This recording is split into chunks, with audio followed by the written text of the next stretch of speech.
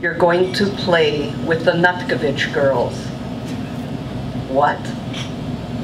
It's all arranged. They're waiting.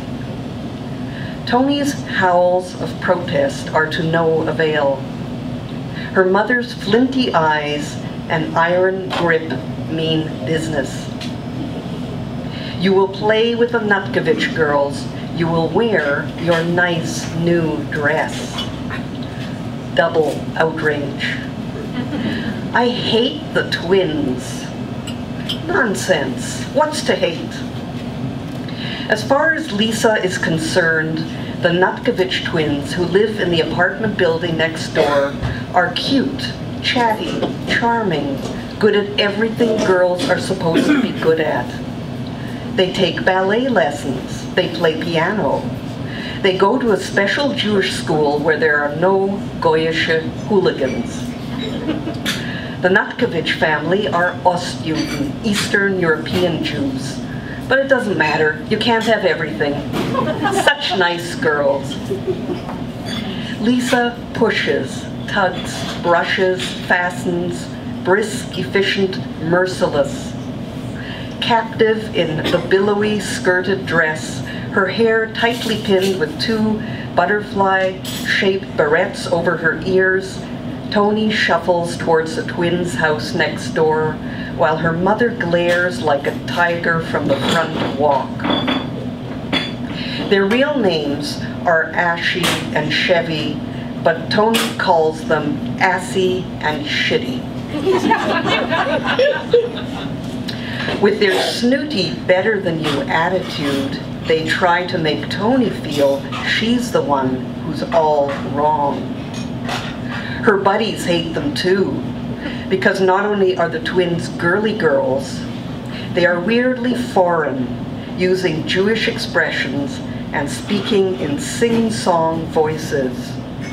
On the Jewish holidays, they go on foot to attend a synagogue many blocks away.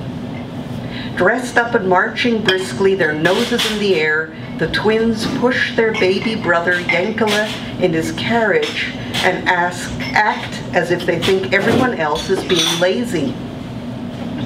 The guys understand Tony isn't Jewish in any way that matters. Just as she's not quite a girl, she's a tomboy. Her family never goes to synagogue. They keep holidays quietly behind closed doors. The boys pump her back, saying, "Good old Tony, good old sport." Now, Tony stands on the doorstep of the Nutkovich apartment, summoning up the nerve to ring the bell. She can never tell the twins apart, which adds to her disadvantage. They wear identical clothes and high, bouncy pigtails, their hair parted perfectly to create a straight, narrow road of pale skin up the backs of their heads. Behind the door, she can hear their baby brother bawling. Assy and Shitty, Tony chants in her mind as she stabs the doorbell with her finger. Mrs. Nutkovich answers. She is big-chested, flushed and sweaty, wearing a flowers-speckled apron and smiling distractedly. She jiggles Yankele on her shoulder with one hand and holds a cloth diaper in the other. The watery-eyed baby gapes, hides his face in his mother's neck, and sticks out a bare red bum. Greeting Tony with little cries of welcome, the twins hook their arms into hers and escort her down the hall to their room. White and gold furniture, frilly curtains, two sets of identical hairbrushes, combs and hand mirrors on the dresser. On each of the identical beds, a row of dolls, arranged according to size, confronts Tony with glassy stares. "How nice of you to visit," says one twin in a phony, grown-up voice. "Have a candy," says the other, offering Tony a lifesaver from a multi-colored roll. "Oh, I love your dress, it's gorgeous." They bob their heads in agreement and finger the rickrack on Tony's sleeves. Clearly, they are under orders to be nice. Let's play house. We'll be Mummy and Daddy, and Tony can be Baby. I don't play house, Tony growls. Oh, says the twin who made the suggestion. She sucks her cheeks around her lifesaver while raising her eyebrows and exchanging a look of astonishment with her sister. What kind of a girl refuses to play house? So what do you want to do? Tony shrugs. To say I want to go home would be to sound like the baby she doesn't want to pretend to be. We could have a game, says the other twin in an encouraging voice. We could play rummy. Tony nods, grateful. Card games are neutral, neither boys nor girls' territory.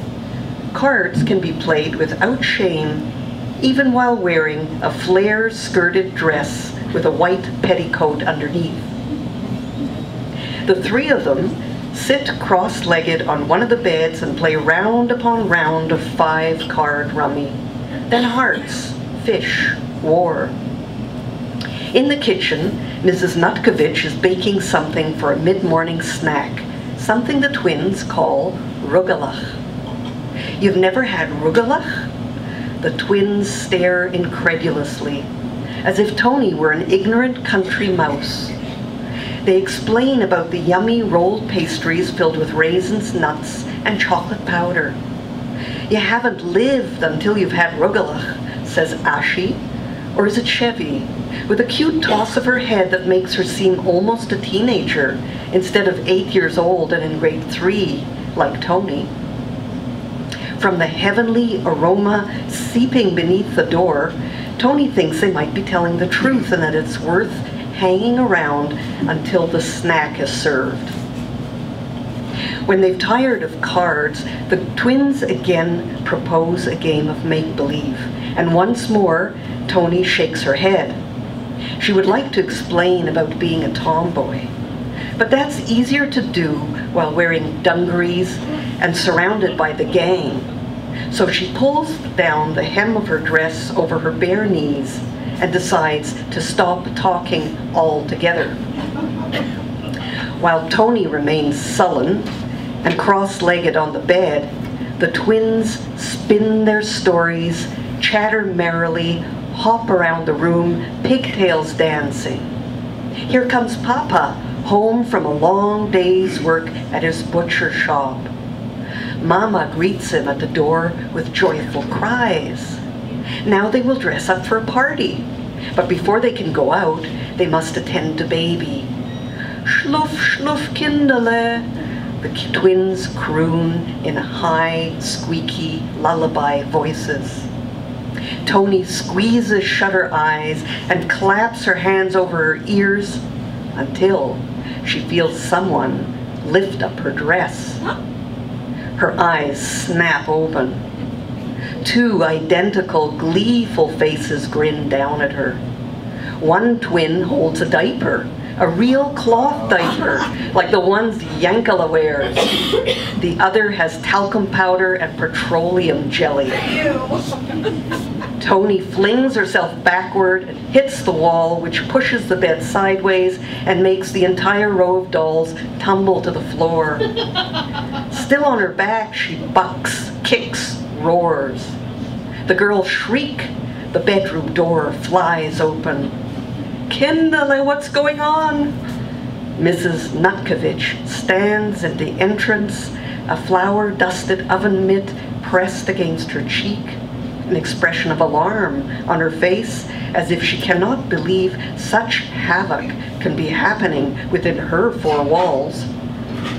From the kitchen comes Yankala's rising wail. Before the twins can spew out a malicious tale, Tony bolts. Down the hall she runs, out the door of the Nutkovich apartment, down the stairs, heart racing.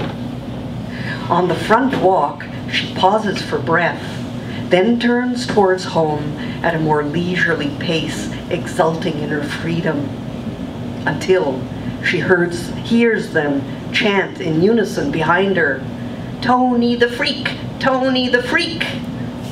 There they stand on the steps with their hands on their hips and their grinning faces thrust forward.